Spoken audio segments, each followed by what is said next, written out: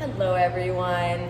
I just want to take a few minutes of your time to talk a little bit about breathing while you exercise. I know you've watched the video on how to engage your core muscles, how to breathe, how to practice, how to modify.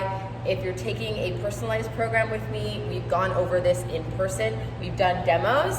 If you're in one of my group programs, you're getting this content. No one goes to a program or does a program without this content, whether it's one-on-one or recorded. It's very important that you guys are working with proper form, but I wanted to touch a little bit more on how you use this breathing in certain exercises. There's a breath strategy, right? And the more educated I get about this stuff, the more I can absolutely tell you there is not one right way to breathe, okay? The main focus of everything is to control the pressure in the core, right? Whether you're prenatal or postpartum. And we already know that if we're getting pain, coning, leaking, pressure in the pelvic floor, anything like that, we know that there's a mismanagement of pressure in our internal mechanics and across our internal system, right? So one of the things we can do is modify, but also one of the things we do is manage our breathing strategy. Now, for relatively low pressure exercises, and I'm talking about ones that don't force you to engage all that much, warm-up exercises, stretches, walking around your everyday life. I hope you guys remember that your core is reflexive. It works even when you're not thinking about it. It's working right now so that you don't keel over at your ribs. So exercises like, knee raises, that I know you all do, or any sort of like front kicks, right? Or things that are generally easy that you don't have to think about or move faster than the rate at which you're breathing. I want you guys to use this idea of breathing through the change. You breathe when you need to breathe.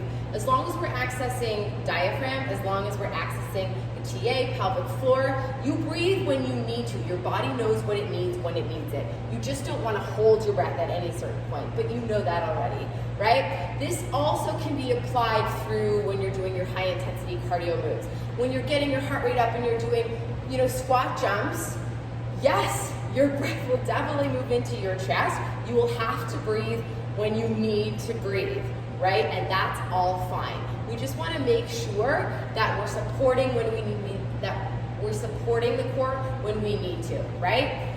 Generally, if you're doing big squat jumps and landing, you want to breathe on that. But generally, if you're doing high knees, obviously, we can't breathe on every high knee. So you want to make sure that you're doing that throughout the change, throughout the rep.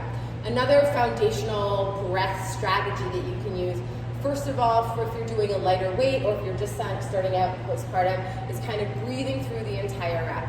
That's where that you're kind of exhaling. When you exhale, you're engaging your muscles, right? When you exhale, you're going to go through the entire rep. So I'm going to demonstrate this through a squat. So I'm going to inhale, exhale, inhale, exhale, then I'm going to squat all the way down.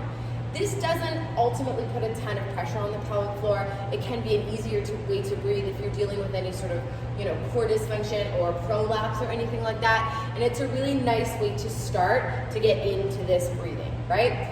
Where most of you fitness people have heard, exhale on exertion is a very fitness way to think. Yes, that is a third breathing strategy that you can use.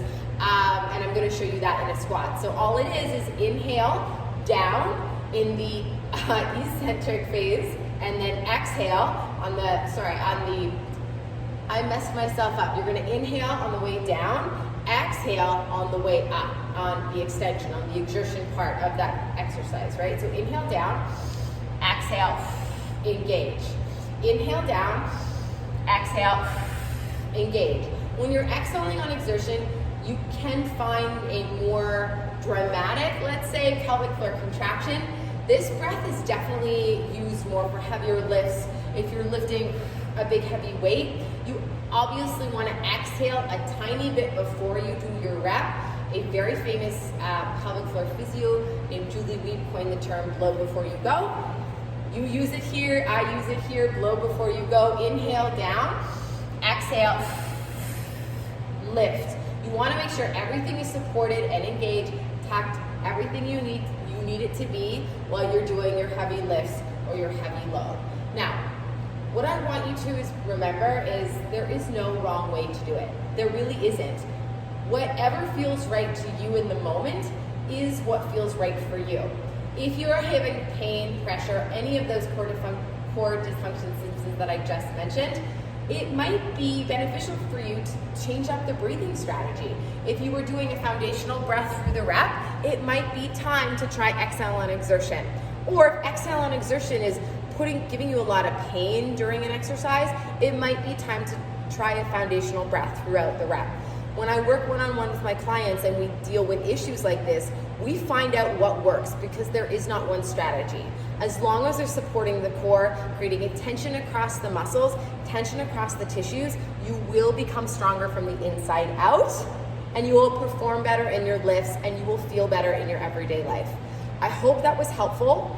I hope you have a better understanding of, yes, we have this core breathing, it's all well and good to do it on the ground, but like, how the hell do I do it in my actual warm-ups? If you have any questions, you know where I am. Feel free to reach out to me. This is not something that comes naturally if it's new. So practice, practice, practice, and it will get better. Thank you guys. Have fun in your workouts.